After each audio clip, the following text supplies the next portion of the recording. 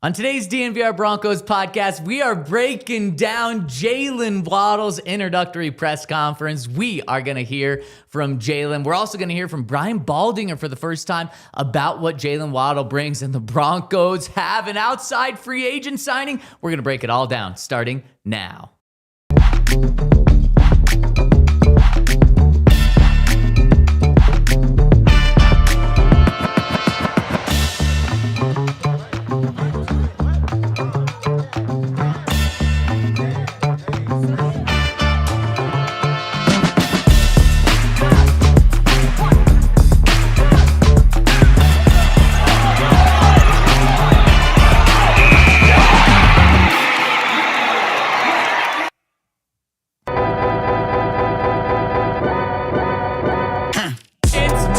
Madness, and the Broncos are getting madness going in free agency. Believe it or not, they've signed someone. We're going to break it down live from the Xfinity studio here inside the DNVR Bar, and we are the DNVR Broncos Podcast. Got my guy Henry Chisholm. We got Dion behind the camera, and it is March Madness season. Zach Stevens rocking and rolling with you. Henry, how we feeling on the first day of March Madness? Feeling good.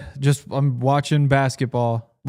So Lexi's out of town, which she was disappointed about to miss all this. But she's on the other side of the country, which means for the next 4 days, it's all basketball. I can't even imagine how much basketball you're going to watch. It's going to be pretty crazy. In Luckily, fact, we're here. I'm sure people can guess what's behind Henry's screen right there. No, because this is America. And in America, we have March Madness on during the workday. Yep, we do. If you're not doing that, then you should probably get kicked out or something. It should probably just be a holiday today and tomorrow, right? Because productivity has to drop for everyone in America. Yeah. And also the day after the Super Bowl should be a holiday, which actually I believe in a couple of years when they expand to 18 games, they'll push Super Bowl back to President's Day weekend. So then that Monday will be a day off. I hope everyone is enjoying some college basketball today, and we can enjoy it because the Broncos have finally made an outside free agent signing.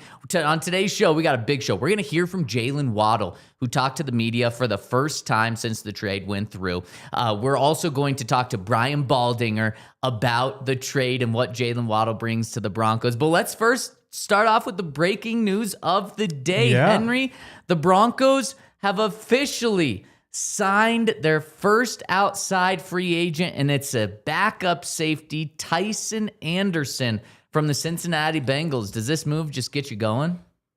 I've been saying I'd really like some defenders from that Bengals defense. That's what the Broncos are missing.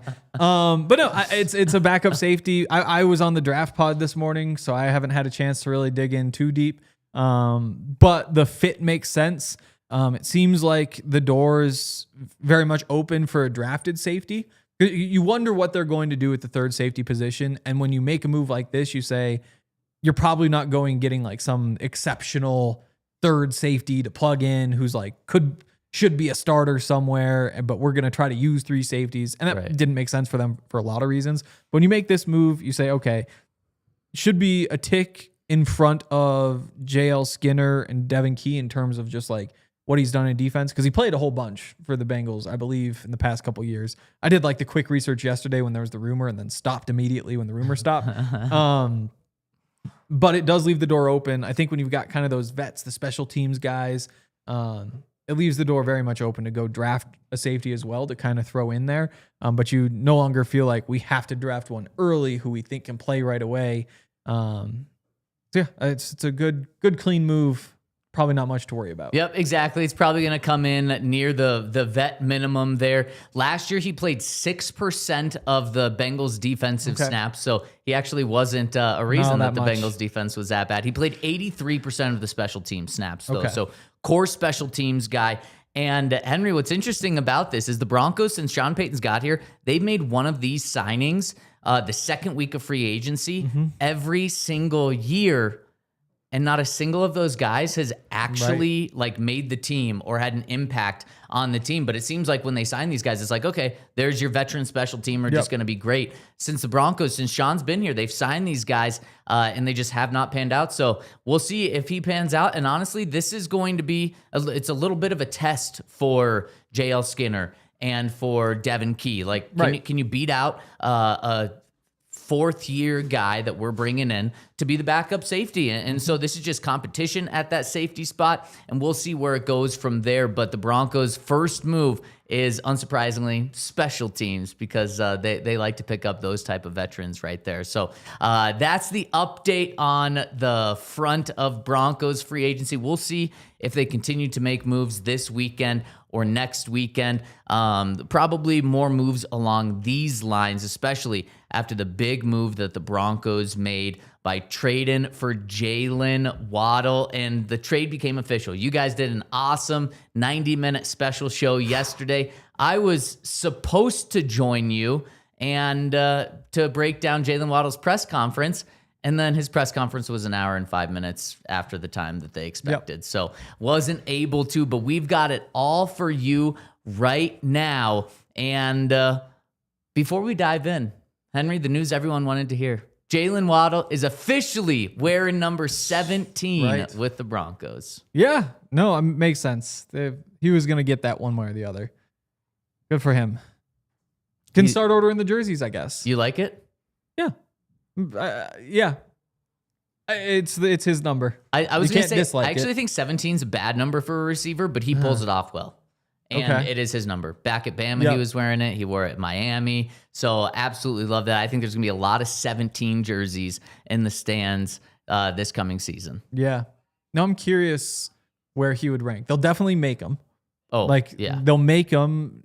They make Court. And so you'd think those are kind of the two receivers. They didn't make Dobbins last year. I wonder if they start making them this year. Make Dobbins last year? I mean, 1 year deal, sign him late. Yeah. Obviously made Bo, and then I think they made some Evan Ingram at some point, but I don't remember seeing a lot of them. So that was kind of your group. I think they made some more Marvin jerseys than you might have expected as well. Okay. But yeah, it's kind of interesting. But you'd think Waddle will be a big seller. Yeah, I would think so. I definitely think he'd be a big seller there. And so, Henry, before we dive in and actually get to hear from Jaylen Waddle, yes, thank you. Before we hear from Jaylen Waddle, I want to make a point about when we heard from Jaylen Waddle yesterday. This is the first time that in the Sean Payton era, the Broncos have had an introductory press conference for a free agent signing or someone that was traded. It's the first time in the Sean Payton era. And it's not like the Broncos haven't gone out and made some big time moves. Obviously, they spent like hundreds of millions of dollars the first year with Mike McGlinchey, Zach Allen, Ben Powers. The next year, they had that down year where they weren't able to spend a lot because they had the cap hit of Russell Wilson. But last year, they went out and they spent money. Evan Ingram, Dre Greenlaw, Talanoa Hufanga. The only way that we were able to hear from those guys was Benny got him on the show last year. He did not have those guys. None of those guys had introductory press conferences except for Jaylen Waddle. Which is interesting. Because so you go back through and say, Zach Allen, Ben Powers, Mike McGlinchey was the first class. McGlinchey probably the biggest name of the group. If anybody got money one, too. Yep. If anybody would have got one, you'd think he would be kind of highest rated. But Waddle would beat him out just in terms of like goodness, I guess. Yeah. You go through and say nothing the year after would have moved the needle. But the Hufanga, Greenlaw, Ingram is interesting. You would have thought all three of those. Right, because they're very. They would be about in that Jaylen Waddle tier of player. All like different paths to get there. Maybe Greenlaw the lowest. It's tough with Hufanga because the All Pro is a separator. Right. But then with the injuries and some of that, you're a little bit removed. So yeah, I am surprised. And I think the whole reason for that was when Sean came here, if you remember, his whole thing in his opening press conference was, we're not going to show you what we're doing, but no, we're working behind the scenes. We're working, we're not going to show it. And so he brought that attitude because it was a complete opposite of what the Broncos had the year before when they literally followed the Broncos around in their coaching search and put it out on social media and on YouTube. And obviously Russell Wilson was all about grabbing the headlines and the attention. And Sean said, we're putting an end to all of that. But I think this shows just how significant it is for the Broncos internally that they wanted to go and show off Jaylen Waddle. It's also the first time that any free agent or trade has done an interview with the Broncos themselves right after. Eric Dalala did a one-on-one right after. So it's significant. And you know who signs off on all this? Sean Payton. Right. These things don't happen if Sean Payton doesn't have the approval right there. And so it just shows how pumped Sean is for this. So it actually was kind of a big moment yesterday. Now, we didn't get to see him in person, but he was in the Broncos, passed the physical, became official right after the show ended yesterday. And now we got to hear from him. And I'll tell you what, man, he is a stand-up guy. He's a fantastic teammate. We just continue to hear stories come out of Miami from teammates, but also from media members that are like, dang, he was one of the bright spots in a low season for the Dolphins last year. Right. I'm going to miss talking to him. So we get to interact with him. Broncos Country gets to fall in love with him. And I think Broncos Country is already beginning to fall in love with him. And so let's hear from Jaylen Waddle, and let's hear from him right after this break. Shout out to our friends over at Xfinity. If you are looking for internet, then Xfinity is the place to go. There's so many reasons to choose them. Whether it's just because it's the best product, whether it's the intelligent Wi-Fi, so they send the strongest signal to the devices in your home that need the strongest signal the most, or my favorite part, the 5-year price guarantee. Everything's getting way more expensive. I just think about it. So it's 2026 now. What were things like in 2021? Wish I would have locked in a lot of prices back then. So do it now with Xfinity. They've got the 5-year price guarantee. Craziest part about that to me is that there's no annual contracts. They don't even lock you in long term.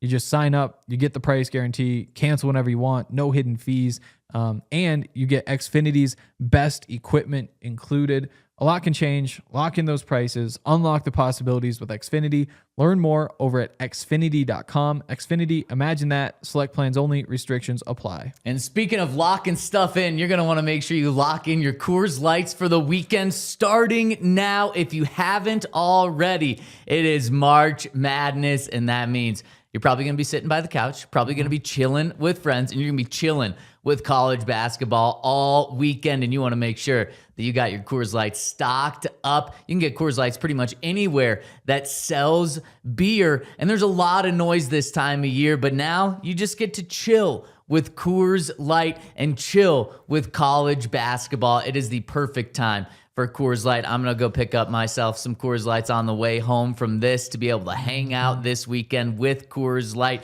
And of course, when the mountains turn blue, that means it's as cold as the Rockies. And when you embrace a chill mindset, it's a good time to choose chill. Crack open that Coors Light. Choose chill and reach for the Coors Light. Get Coors Light delivered straight to your door. Visit CoorsLight.com/DNVR. You can find it pretty much anywhere that sells beer. Celebrate responsibly. Coors Brewing Company, Golden, Colorado. Beer. And welcome back to the DNVR Broncos podcast here. A Jaylen Waddle special part 2. Henry, let's hear from Jaylen Waddle. He doesn't give very long answers, but short and sweet, gets to the point. And let's hear his initial impression of the Broncos and what the first 24 hours of being a Bronco has been like. It's been great. My time here has been great. It feels like home, feels like family. Everyone's been, welcoming. So it's been great. Boom. It's been great. Feels like home. Feels like family already. Man, it must have been a great 24 hours with it feeling like home and family already. I think the biggest thing I learned from the press conference yesterday is that he's not much of a talker. Yeah. No, doesn't really have much to say. And then you realize that he's like best friends with Pat Surtain. And you're like, okay, that makes sense. They probably just sit there and look at each other, and that's wow. no need to talk. All they need is each other's company. Yeah. He doesn't speak for long, but he is a very nice guy. Did seem nice. One of the things that really stood out to me, though, and we'll get to this with some other answers. Actually, you know what? No, let's just dive into it. No, I'm not sure which angle to take. If we want to hear from him more right now, or if we want. Actually, this is where I was going to go. Shout out to Parker Gabriel for this scoop. So one of the reasons why it feels like home and feels like family is so he found out about the trade Monday morning, went to the Dolphins facility, and said goodbye to everyone there. Then he flew immediately to Denver. So he was in Denver on Monday night, and he had dinner with Bo Nix and some of the Broncos teammates on Monday night before getting into the building on Tuesday, passing his physical, officially trade going through. So that's a really cool thing that Bo did that right away, even with a baby just a couple weeks old. Yeah, if I had a baby, I'd be trying to get away from the baby too. Yeah, no, it's good. We like when they go to dinner.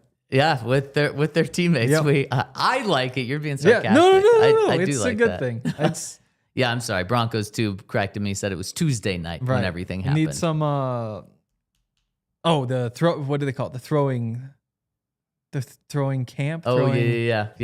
What do they call that? Those really only matter when you're Peyton Manning or when you don't have a quarterback, and then Right. they do the passing camp. Passing camp. and Yeah, then that's you're what they like, call oh it. man, this guy's taking leadership right Right, now. exactly. Trevor Simeon's doing it. Exactly. Case Keenum's not doing it, I think. And then it's you blow that out of Right. proportion. But with Bo here, no worries on that end. Okay, so what does Jaylen say he brings to the Broncos? Let's hear from him. I think I'm just bringing another playmaker to the team, someone that can help out and, try to make plays the best of my ability. Pretty spot on. I mean, There you go. we Nailed saw it. his second year in the NFL when he was the playmaker in the NFL, led the NFL in yards per catch at over 18 yards. And I think that's a very precise way because he's not just a route runner. He's not just a deep threat. He's not just a yards after the catch guy. He's an everything guy. He's a playmaker, and that's exactly what he is. It is interesting. I think the next gen stats. One of those guys posted it this morning, but so top speeds on routes 2022 and 2023. He hit 20 miles per hour 20 times. Wow. 2024 and 2025 only 2 times. Wow. So RK and I talked a little bit yesterday. It looked like there's a touch less, but he's made up for that because he's just been like he knows what he's doing now. Like he actually is playing receiver versus at the time it's more so just like run really fast. But it's kind of interesting. Yeah, and I mean, someone in the Toyota chat, Jake, is pointing out he ran a 4.36 40 time. I think it's also going to be, I think Sean and Davis Webb are going to use the Broncos' speed with Marvin Mims, with Waddle, with Troy Franklin, by wearing teams down and defenses out, by just sending all of these guys on go routes left and right so that by the time the third quarter and fourth quarter come around, especially when people are playing in Denver in the Mile High, they're absolutely gassed, and then Waddle can just burn by them right there. We also have a comment from Jake who says he's here to mentor the youngins. That's not the only reason he's here, but I absolutely loved his approach yesterday when talking about the receiver room. He was asked, what's it like to be the number one receiver here? How does that change? He completely shrugged that off and said, there's not a number one here. And then he went on to go and talk about the wide receiver room. And I thought this answer was great with just how much praise he heaped on this entire receiver room, despite yesterday being about him. So let's hit the clip about him talking about the lot of talent in the receiver room. It's going to be a fun group. They got a lot of talent. Court, Marv, Troy, Pat, Lil Jordan. I'm here to help in every, fashion, making plays, and learning. I'm excited to learn from them and them to learn from me. So it should be fun. It should be great. I love that he went through and listed every receiver except for Bandy. Sorry, Michael Bandy. It's a Russell Wilson move. It is. He hit Lil Jordan. He hit Court. He didn't even call him like Marvin Mims. He said Marv. Right. He knows. Right. He said Court. He knows these guys' nicknames already. Clearly, these guys were probably at dinner as well. Troy. I love that. I think this is just shows the type of person and the type of teammate and the type of player that the Broncos are getting is in a world full of diva wide receivers. The Broncos are getting someone that fits in this room extremely well. And it just reminds me of Courtland Sutton because Courtland Sutton could have been a diva wide receiver the past 7 years with the Broncos, but instead he's just been the ultimate me guy. I mean, we've seen him have a game against the New Orleans Saints where he had 0 catches, and he didn't complain about that right after. You see some other guys around the league that get 0 catches in a game, and even if the team wins, like the Broncos did, they just start freaking out on the sideline, start reading books, start complaining to the media, and that's just not the culture that Sean Payton's setting here. So he clearly did his homework. The Broncos did, and Sean did with Jaylen. And man, they got a team first guy, not a me first guy. There was another answer where he was asked about his personal goals, and he completely shrugged that off and just pointed to team goals. Said, "Doing anything I can to help the team win and stack wins left and right." So I think that this is really impressive, because this is the one position that on the entire team that you have to kind of worry about, like, okay, are we getting divas? And the Broncos don't have those divas here. Yeah. A.J. Brown would have never named all the other receivers. Yeah, no. He would have just said those other guys. Yeah. And he probably would have been like, yeah, it feels great to be the number one without Devontae Smith breathing down my neck right now. And it's like, dude, come on, what are you doing, man? Right. So actually, we have that clip when he was asked, what are your personal and team goals? What do you what do those look like? Here was his answer. I wouldn't say nothing personal. I would say for the team, just take it week by week, and try to go out there and play a good brand of football, and try to stack some wins together. I think I'm just bringing another. I love it. It's team first, not me first, and I think that this is something that Sean Payton values so much, and that's why he brought guys back like Justin and Alex Singleton, and moved on from other guys, not just this past year, but in years past where it wasn't that vibe as much. And even though Sean Payton, I trust him being able to handle any character inside of a building, he doesn't want to have to do that, and he knows how sacred that locker room is. So I think that's just my biggest takeaway from yesterday, because I knew how good of a player Jaylen Waddle was before yesterday, but that was my biggest takeaway yesterday was, man, they got a really good guy too. And if you're best friends with Pat's about as good of a guy as you can get. Probably means you're a good guy as well. Yeah. No, definitely. And he also said that he wants Pat to show him the ways in the community and get him involved in some charity work. Right. So just pressing the buttons. He's hitting all the buttons right here. What was the question? Oh, I think it was, are you going to get involved in the community? Yeah. That guy knows his stuff. It's like, no, I don't think so. I think I'm just gonna focus on the football. Speaking of Pat Surtain, they've got a unique bond. Of course, they played football at Alabama together. They both came in as freshmen in 2018. Both won a national championship together in 2020. Both went in the 2021 draft. Both were top 10 picks. Jaylen Waddle went 6th overall. Pat Surtain went 9th overall, and they have been best friends since they were roommates together at Alabama, and inseparable at Alabama and the draft process. Now they were separated over the past couple of years, one in Miami, the other one in Denver. And so Jaylen talked about joining Pat as teammates now. Here's what he said. It was special. He was one of the first calls that I made. We talked about this early in our career. We wanted to get together and play with each other. So just seeing it happen, and it's special. Does the dream come true for these guys? Oh, I wasn't ready for it to end. I thought there was more. Did you not listen to the other 4 clips? Right. They're all about 8 to 10 seconds long. No, land the plane. That's the key. Oh, man. Yeah, PR loves it. He's landing the plane left and right. Yep. And he's... I could listen to it for much longer, though, because he just sounds like he has so much joy. At the very end, he yelled a big thank you to the media for talking with him today or yesterday. And man, it's going to be... And then, so the other thing about Pat Surtain, the viral clip that went out this past week when Jaylen was asked, he was at a UFC boxing, fighting. I don't know what it was. It was like an off-brand. I don't know what it was. Octagon, they were in a cage or something. They were in something. Jaylen wasn't there. He was just watching, and he was asked with a guy holding a PlayStation 2 remote as a microphone, which I thought was very interesting. I don't live in that world. I live in the football world, not the I was shocked by that as well. Mid-tier MMA world. But so this guy asked Jaylen, if you could fight any player in the NFL in a ring, who would it be? And Jaylen immediately said Pat Surtain and said he'd beat the F out of him, and then went on to say he beat the dog shit out of him. Right. And so that went viral online. He obviously said it playfully as a joke. And then Pat quote tweeted it and said, "You have a little too much drip in your chip." Dip on your chip. Thank you, Dion. You want to translate that for me? Well, I'd rather. What would the translation of Zach's be? I don't know what his. I think you have a little too much confidence. Yeah. Yeah. It'd be Okay, like if you okay. just put some earrings on your chip. Your Drip on your is chip. A little too, On your chip. What is your chip?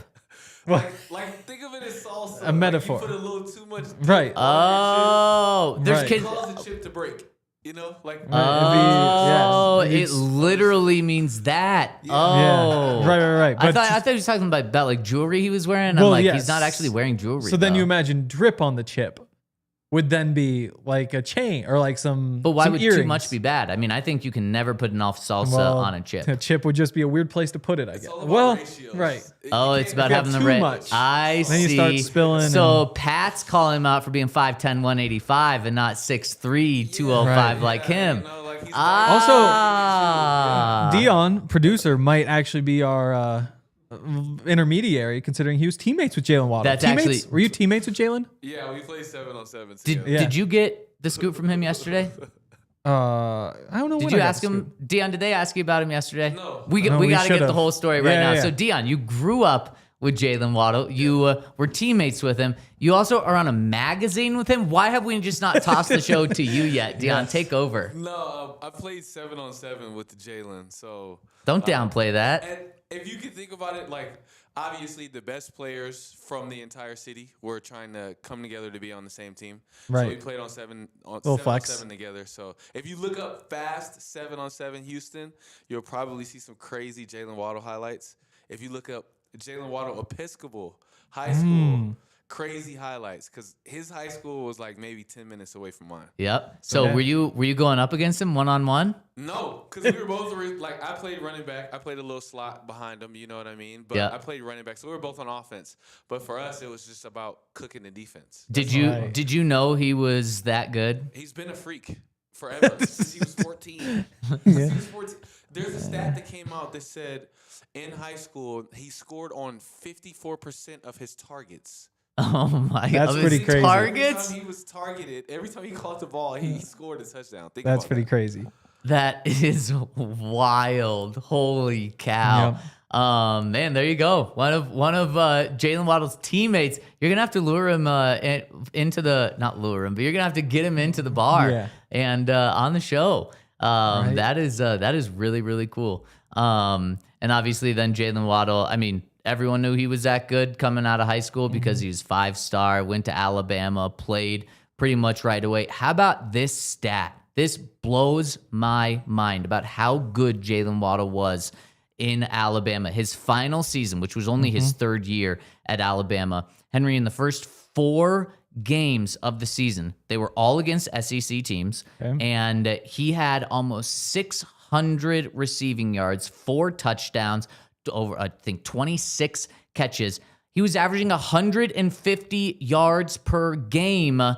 And then he broke his ankle to effectively end the season. He came back to the national championship game when the Alabama won the national championship. So he was there for that. But he was on pace for one of the best seasons that a receiver's ever had. And he did this against SEC competition. That just shows how good he was and why he was the 6th overall pick. You also have Lance Zierlein, right? Yeah, did I pronounce that right? A draft analyst who, wait, let me just pull up this quote because I want to get it right. Coming out of the draft, Lance said about Jaylen Waddle, thrilling, game-breaking talent who will come into the league as one of the fastest receivers to ever play the game. That's who the Broncos got. Playmaker, fast as hell. He's been special since he was 14, according to Dion. And man, Broncos getting absolute dog. Good guy. Speaking of good guys, let's ask Brian Baldinger his opinion on Jaylen Waddle. That's coming up next. Shout out to our friends over at Toyota. If you're looking for a car or a truck or something in between, like an SUV, Toyota's the place to go. They've got all sorts of options if you're interested in off-roading, if you're hauling equipment. if you're just driving to work and back every day, they've got something for you. Whether you're looking for one of their 17 models with available all-wheel drive or four-wheel drive, like the Epic 4Runner. If you want to save a couple bucks on gas, you can check out one of their low and zero emission vehicles, which they have more of than any other automaker. So you've got a bunch of different options. There's 16 different hybrid vehicles to choose from. The Tundra iForce Max Hybrid Truck is one option. Take command on the road, on the trail. Visit your Front Range Toyota stores, the location near you. AutoNation Toyota Arapahoe and Centennial, Corn Toyota, Boulder, Groove Toyota, and Littleton Mountain States Toyota, Denver, Stevenson Toyota, East, Aurora, Stevenson Toyota, West, and Lakewood. Toyota, official automotive partner of the NFL, and the official vehicle of DNVR. Let's go places. You know what sounds delicious right now, Henry? What? An onion volcano made right in front of me that just spews out fire, and then you get a delicious meal after. Well, you can get that over at Benihana. And you can also get the 369 happy hour. Happy hour Benihana starts at just $3, includes specialty rolls, cocktails, and premium bites. Denver and Broomfield from 3 to 6 p.m.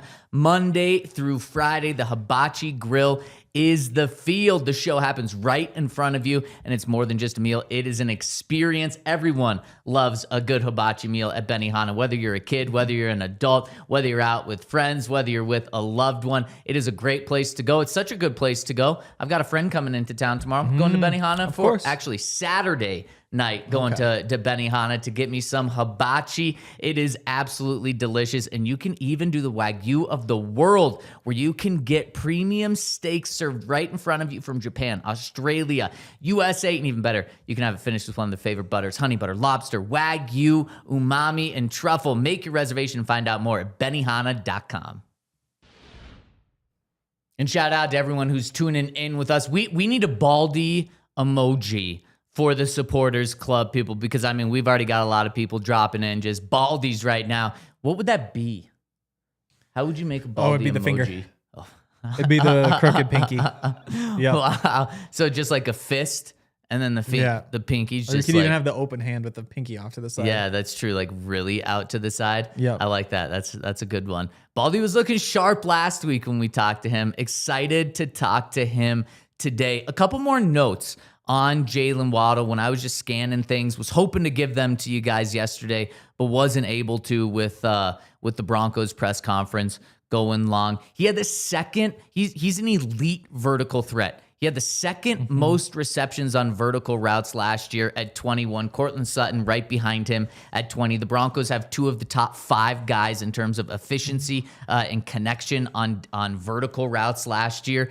This is going to be not game-changing, because Bo's already good at throwing the deep ball, but it's going to just take him to number 1 in the league in terms of being a deep ball passer. And the crazy thing about this is it's going to prove everyone wrong who just thought he was a check down merchant. Even people last year were still calling him check down merchant. Jaylen Waddle is only going to help with that. And let's go out to the Xfinity mobile call-in line, where we've got our guy, Brian Baldinger. Baldy, last week you told us on the show you were thinking Broncos were going to trade for a receiver, and they did.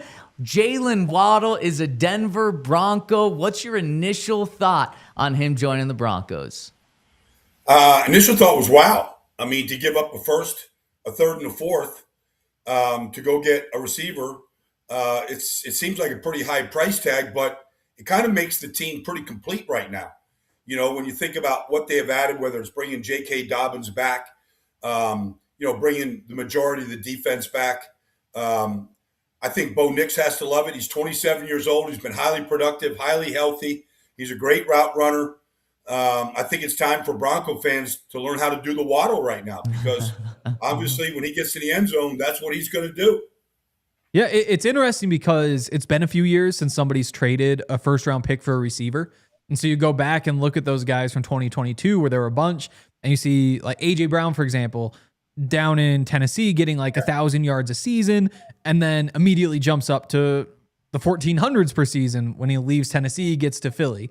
You see Stephon Diggs, very similar, that 1,000, 1,100 with Minnesota, goes on and leads the NFL in receiving yards with Buffalo, 1,500, I think back-to-back years in Buffalo. Do you think that when we look at Waddle, who's producing at about the same level as those guys did, is the upgrade from that Tua Tagovailoa, Mike McDaniel offense to the Sean Payton, Bo Nix offense the type of jump that could lead to that sort of change in terms of production? I don't know. He's had some unbelievable years. Where he led the league in 8 yards per catch, 18 yards a catch. He's had his 1,000-yard seasons. When Tua was healthy and him and Tyreek were going, that was pretty explosive offense. I mean, no Bronco fan wants to remember the day they scored 70 against him. But that being said, we got to see how he gets used. Because I think you can use him in a variety of ways. I think he can play inside, he can play outside. You can run him in motion. You can have him as a matchup guy right now. I think the offense is a whole lot better. I think Courtland Sutton, in his role as a true X receiver, gets a little bit more defined right now because they got a real speed guy that can work the middle of the field. He's an excellent route runner. It's just a question right now of building timing with Bo at this point. Yeah, and Baldy, you mentioned Court, just how much this helps him. What do you think this means for the other receivers on the team? Troy Franklin, Marvin Mims, Pat Bryant. Well, if you want to get on the field and you want to be a part of this offense, it's going to make that room very competitive, just to get playing time. Because Courtland and Jaylen are going to be out there. So depending on the sets, depending on down distance, who's going to be the third? Is it going to be Troy? Is it which guy is going to be the number 3 receiver? Very few teams put 4 receivers on the field at one time anymore. Like, we just don't see it. So not to say that, and it's never really been Sean's thing. I mean, they're a 2-back offense. Most teams in this league are heavy 2 tight ends. We've seen the emergence of 3 tight end sets throughout the league. So you want to be that third receiver right now. All right, Pat Bryant, Troy, Marvin, who's going to be that guy? I think it's going to be very, very competitive to see who gets it. Yeah, I'm excited just to see what Jaylen looks like on the field. Like you said, how they use him, because the deep stuff, the speed, we've seen it. Like, you just can't cover him downfield, and all the different, because it could be the post, it could be the corner. But underneath, I was surprised how effective he is. Like those speed outs, the way that he's able to get the release, force a guy inside, break back out. He seems to. Is it crazy to say he's one of the league's better route runners? He's a good route runner. I don't know if he's Jackson Smith and Jigba good, Stephon Diggs in his prime good, but he's good because the key to being a great route runner, honestly, is it sounds simple, but it's hard. Is can you change direction without losing speed? Like the route you're just talking about, you just run a speed out against them, and I don't care who you are at corner. Like, you're going to respect the speed. You're going to give him some cushion. And so he makes it look like he's running just a go route, and he breaks it off, and he's coming back to the ball. I mean, I feel like that's there just about any time he wants it. There's going to be some pretty easy completions. You don't want to run that go route and make it, stop at 15, come back to 12. Like, he can do that with the best of them. So the speed and his burst gets him open quite a bit. And so there's really no route he can't run right now. I love that, Baldy. And one of the things you told us going into free agency was probably the Broncos' number 1 need, I believe you said, is a true number 1 receiver. It was no disrespect to any of the receivers on the Broncos roster. And we totally understood where you were coming from. Does Jaylen fit that? Is he that good where he is that true number 1 that the Broncos now have? He's better than what they have. I don't know if he's the best number 1, but I think the number 1 receiver, it gets a tag, which is important, but do you have a go-to guy when you got to make a play? Like, I think that's what the number 1 receivers do. Like they just put them in places where they know they can win. They know they can get that third down completion. They know they can get a drive starter. They can finish drives. I don't know, because like if you say, okay, DK Metcalf's the number 1, he is, but he can't run routes the way Jaylen Waddle can. Now, would you like a 6'4" X that can run like DK? Yeah, but they're hard to find. At his size, I think that's the only thing that knocks him down just a little bit. Like, he just isn't that big presence. Even Justin Jefferson is bigger. Jamar is stronger. You could pick apart different guys, but I think he's a complete receiver. And so there's a place for Jaylen Waddle in this league to be, to get targeted 120 times, which I think he will this year. Yeah, and I'm curious how Sean likes the bigger receivers. He likes the big targets. It makes it a lot easier, especially for a young quarterback, to see him and then hit him. And if you miss it a little bit right, he's got the long arms to be able to reach out and make those grabs. One of the things that Tua is really good at, even as, there have been like the ups and downs, is just those touch throws and the placement on some of those. And a lot of Jaylen's success over the middle seems like it's coming on like layered throws over the linebackers or just hitting perfectly in stride. Do you worry at all that maybe Jaylen did look a little bit better in the middle of the field because Tua had some of that, which is something, Bo just hasn't been all that successful over the middle of the field yet? I would say the one thing about Tua is he saw the field very well, and he was in a hurry to get rid of the football. And the more injuries he incurred, the quicker he got rid of the football. So he needed a guy to win quickly. And that's what Tyreek and that's what Jaylen did. I call them the Blur brothers for a couple of years when they played together because it was just what it was. I think he could win quickly in the middle of the field. Now Bo is not in that big of a hurry the way Tua was to get rid of the football. So in some ways, it may allow him to develop deeper routes than what he's did. And unless you just do a go route on 3 steps and just put it up there and let him go run underneath it, he wasn't really running a lot of those routes. So I think with Bo, you might have a chance to actually get him on some deeper routes than what he's running right now, which should open up everybody underneath. And then so Baldy with the younger Blur brother in Denver now, what does that mean for Bo and his expectations? Because we saw a really impressive rookie season. We saw a jump in year 2. Now with this sort of weapon, can we expect another significant jump in year 3? Or with just how good he's been these first 2 years, should we temper the jump expectation? It's hard to make the same jump that he just made, to make another quantum leap like that. But he just looks like a player that's just going to continue to improve. 3rd year in the system. Not a lot of guys get that luxury in this league. 3 years in the same system, same play caller. I know Sean's not going to technically calling plays, but same system. I think it's a luxury right now, especially a young guy that, played a lot of games in college. You look at him now in the last 5 years, he's going to play over 100 games. Like he's played a lot of football. And to go into his 3rd year this offseason healthy, 3rd year in the system, you add Waddle right now, I think there's another jump for him. Because he's been largely healthy up until obviously, the last injury, but which was just weird to me. But, largely he's going to be just fine here this offseason. And I think a 3rd year in the system, I would expect another jump. I just don't know how big. But, they're going to be the favorites to win the division this year. And, you look at the roster, you can look at, they still have 7 draft picks left. They can just sit there and literally take the best player available at any position right now because I feel like the roster is pretty complete. Yeah, I feel that way too. I'm curious what you think about Courtland Sutton's role in this offense. Because again, like that true X, they isolate him a lot. We saw a lot of that from Jaylen Waddle as well last year, especially after Tyreek went down. Do you think they use Courtland differently? And what does just the game look like for Courtland now that you do have a receiver like Jaylen on the other side? You're probably drawing more number 2 corners. Yeah,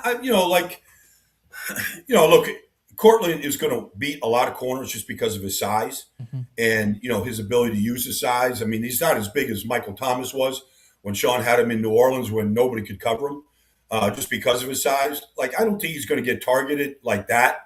But there's a great place for Courtland Sutton right now. You might see a lot of that where Jaylen might draw the number 1 corner. I don't know that that's going to be a big deal. Not a lot of teams don't have that type of defense where they just get these corners that travel with your best receiver. There's so many different ways to move these guys around now. You see Jamar and Justin. You see these guys are all over the field now just to be able to get guys off press coverage.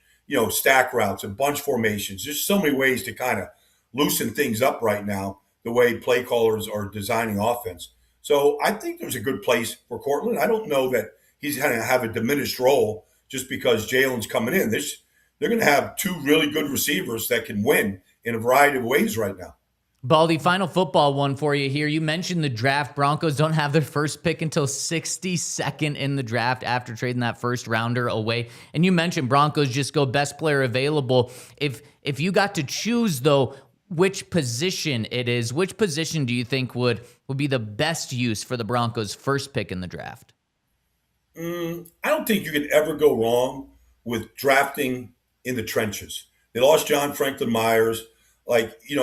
Zach Allen is not going to get younger. He's still a great player. DJ Jones. You can't go wrong. This is a good draft for defensive front seven players, inside linebackers, and defensive line. It's a great draft for it. It's probably the strength of the draft and probably as good as we've seen. So you can't go wrong with drafting those positions right now. You can't go wrong with drafting depth in the offensive line. Just knowing contracts come up. Do you want to keep somebody? Do you want to, how much you're going to pay to keep somebody in free agency? I don't have the contracts in front of me of, Ben Powers or any of the guys, Wattenberg or any of the guys up front right now. But you can't go wrong with just adding depth to those positions.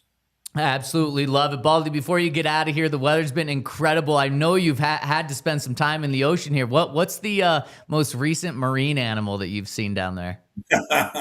Well, I wasn't there, but I'm in Fort Lauderdale right now, but right off the coast, late last week, there was a whale sighting, literally 500 feet offshore. Wow. All right. Now, I've never seen a whale, all right, in Fort Lauderdale, ever. Oh. I've never heard one. You can hear them from miles away. But I'm going out there. It's rough today. It's too rough to go out there today. But as soon as it calms down, I'm going out there to look for that whale. I love it. I'm going to be looking for updates on the whale watch. Right. And look forward to catching up with you next week, Baldy. Thanks for joining us. Yeah, my pleasure, guys. Enjoy it, man. See you. The legend right there, Brian Baldinger. I'm shocked he's never seen a whale before. In Fort Lauderdale. Important caveat. That is a I know, because I had the same thought. But no, it's also nice just to have things to ask Baldy about. Yeah. Because sometimes it's just so where do they go? What do they do? Last week was right. We're waiting here. We thought we were going to have 3 or 4 free agent signings to talk to you about. Tell us about Alex Singleton. Right. Which we've asked you about before. Instead, you just get to dig into everything about Jaylen Waddle. What'd you think of his impression of Jaylen? Which part? I think he basically got it right. I think again, Jaylen is limited. There are things that other receivers can do that he can't do. Just because of his size? Yep, just because of his size.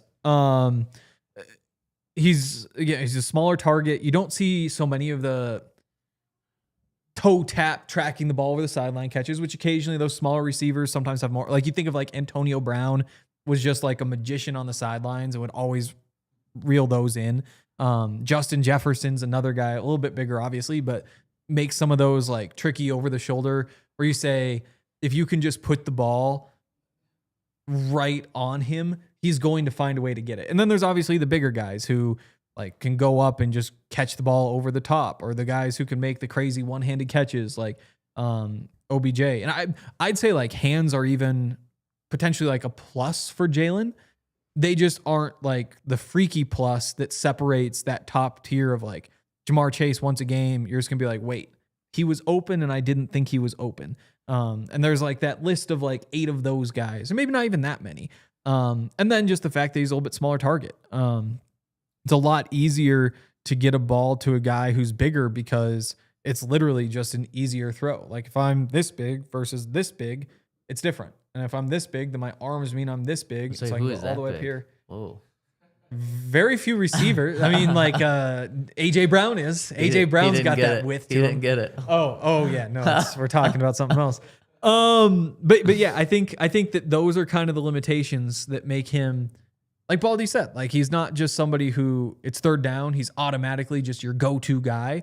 But there are a lot of things that you like based on almost anything the defense can throw at him. Yeah. And so he has to get that separation in order to be successful. And luckily he's really good at getting the separation. Yeah. And that's a great way to put exactly what Baldy said. It fits in exactly what we've been talking about. We've been talking about how he is a top 10 receiver in the NFL, right around there. You can argue 12. You can probably even argue 8 or 7, depending on the year. And he can continue to get up and into that top 10. what Baldy said is he's not Jamar Chase. He's not Justin Jefferson. And I don't think anyone was expecting that. If you wanted Jamar Chase or Justin Jefferson, you probably have to give up 3 first-round picks, which would be an insane thing to do for a wide receiver. And instead you gave up the 30th pick in the draft. So I think that Baldy really played it out well, too, about how he is going to benefit Courtland Sutton. This is a good thing for Courtland Sutton. And it is going to be interesting to see how that third receiver position plays out. Does one person by the end of the year really step up into that role and take that job for moving forward for the next few years? Or is it just a continuous cycle of those 3 guys? It's going to be interesting to see. I really hope that Marvin Mims still gets a chance. Speaking of Marvin Mims, happy birthday, Marvin Mims. Turned 24 years old today. That is insane. I feel like Jaylen Waddle's a pretty young receiver for being in the league for a couple of years. He's 27. Marvin Mims has been in the NFL for 3 years now? And he's turning 24. So happy birthday to our guy, Marv, right there. But I just hope that Marv still gets an opportunity as a receiver because, man, it seems like anytime he gets an opportunity, he just absolutely shines, including 155 receiving yards, 2 touchdowns in the playoffs last year, just in 2 games. Incredible. Yeah. I pulled up the Madden ratings, which are always kind of like an interesting take on things. Yeah. So they have 20 guys in front of Jaylen, including Court, which is kind of interesting. But again, like you go to the top of the list and it's guys like Jamar. So what does Jamar do? He's fast enough to beat you deep. He's got the routes to beat you underneath. He's physical enough to beat the press.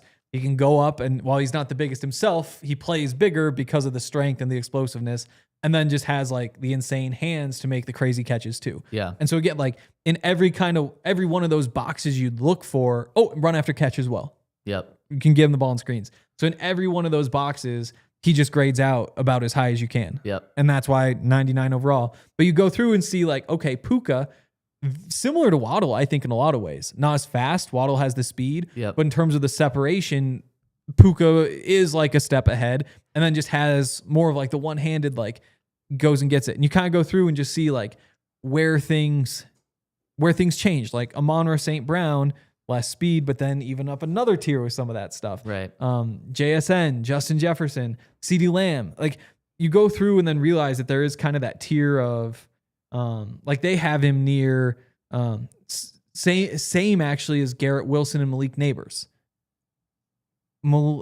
Malik, you would say, I'll take that. Right, exactly. Like it's something like Malik. I take both those guys. Yeah, in terms of like that comp, and it's very similar because like Malik does make some of those crazy catches. First of all, like the tracking, which adds some of that value. Yeah, not quite as crafty as Waddle. Garrett Wilson does make more catches outside his frame. Yeah. Maybe does have a little bit more of the routes, but doesn't have the speed. Right. And so it's just kind of interesting when you go through the tiers. Like they're a tick behind a Chris Olave, a tick behind a Zay Flowers, which is, again, doesn't mean these are perfect. A tick behind the T Higgins. So I don't know. It's just kind of fun to go through like what the are tiers. Their overalls, or specifically Jaylen's? 86. Started the year at an 85, got up to an 86 by the end of the year. I love it. Let's get to a 90 this year. DK an 85. Pure speed. I wonder.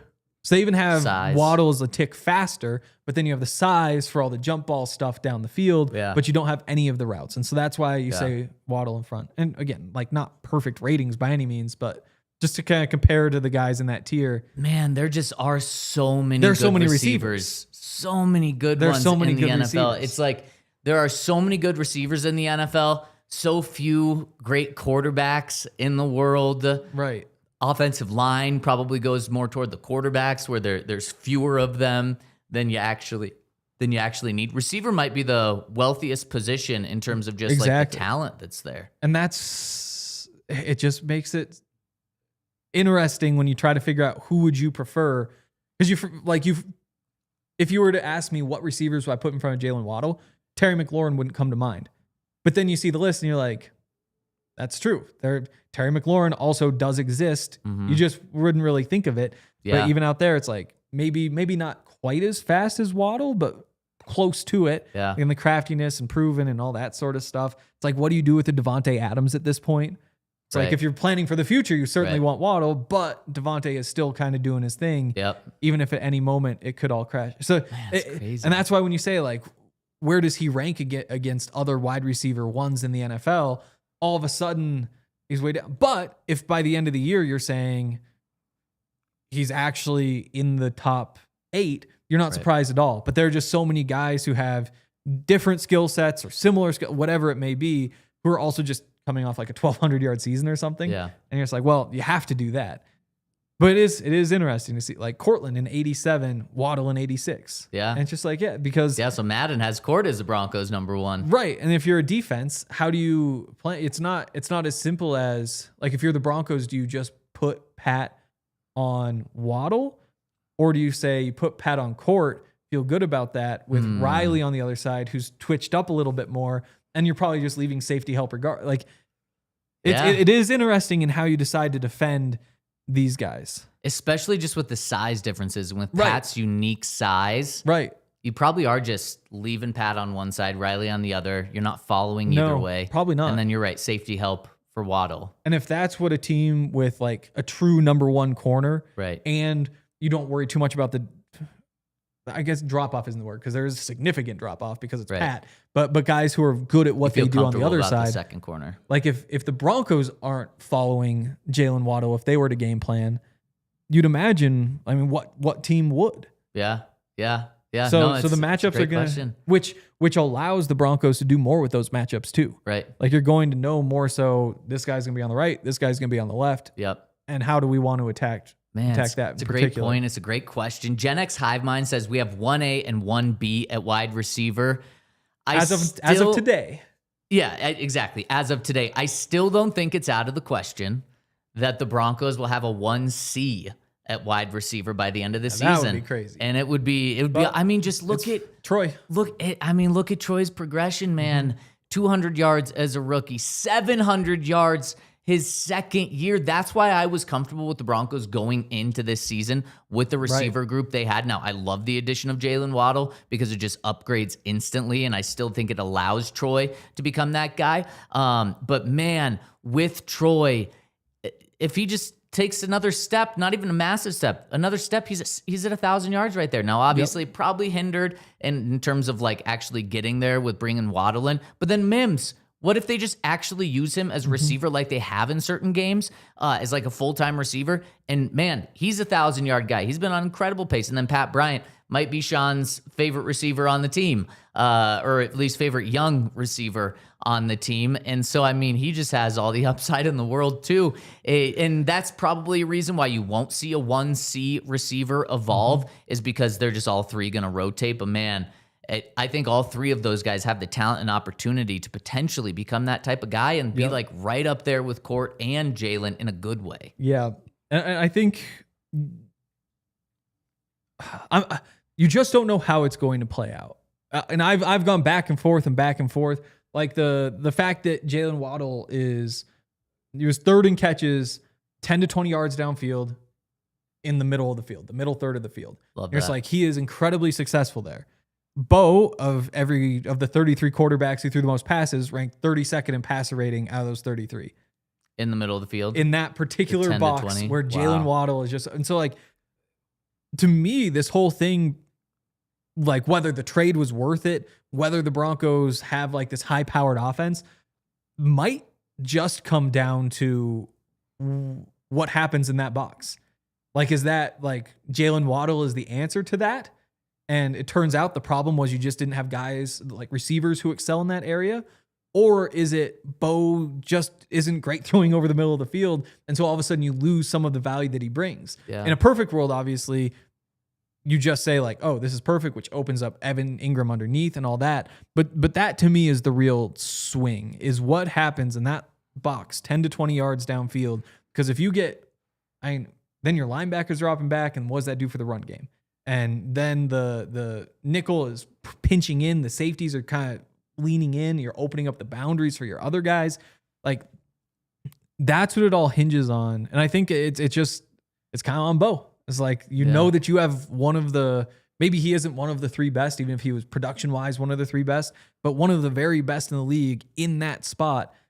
Can you use a player like that? And if you can, then all of a sudden, that's when the huge numbers become possible. That's when you're saying like, yeah, Jaylen could get back to 1,300 yards. Right. And Court could take a step production-wise, despite having somebody else, because things are just so much easier for him on the outside. Evan Ingram could take that jump And if you have all these guys kind of taking that step because you've unlocked that part of the field, that's where you start saying like, oh, Bo's passing yards this could be the year it takes a leap, and you've kind of found the formula, and it's 4,400 or whatever from here on out. Yeah, excellent point. We are going to wrap up this show with the super chat, and that's coming in overtime. Go to thednvr.com where the conversation continues online. And we hit this super chat from our friend Mile High Singh, who says, the Broncos trading for Jaylen Waddle shows how committed they are to Bo Nix and the future as the franchise quarterback. Kudos to George Payton and Sean Payton getting Bo an elite weapon. Oh, you're 100% right, Mile High Singh. This definitely shows that you don't trade a number or a first-round pick if you don't believe in your quarterback right there. And I think I haven't actually said that out loud before because it's just well known that Bo's the franchise quarterback, but this is like them absolutely putting their money where their mouth is with this. Right. Again, it's curiosity too, though. And you added the guy who's really good at the thing that you're not so good at. Which way does that tip? Because like one of those things is going to win out. It's either Bo struggles over the middle of the field or Jaylen is good over the middle of the field. And so in some ways you're getting this test at this point to see like, because if Bo gets that down, then all of a sudden what's the weakness? Right. Like there isn't really any weakness left. Right. Especially if you get like second half of the season Bo and not, if you don't just wait the whole season equally where he struggled a little bit early on. So I think it certainly is investing in the passing game with Bo being the centerpiece. He's your quarterback, centerpiece of the passing game. But also it is a question of this is a little bit like we got you the Ferrari. Go win the race now. Yeah, I absolutely love it. It's a great way to put it. Great points by Henry. Great points by Baldy. We appreciate everyone who joined us today. That's going to do it for me this week. Ryan and Henry are going to take you into the weekend tomorrow. So shout out. Hope everyone has a great March Madness, but do not leave us because the guys are going to be back tomorrow on the DNVR Broncos podcast at 11 a.m. Enjoy March Madness. We all silly like the mayor.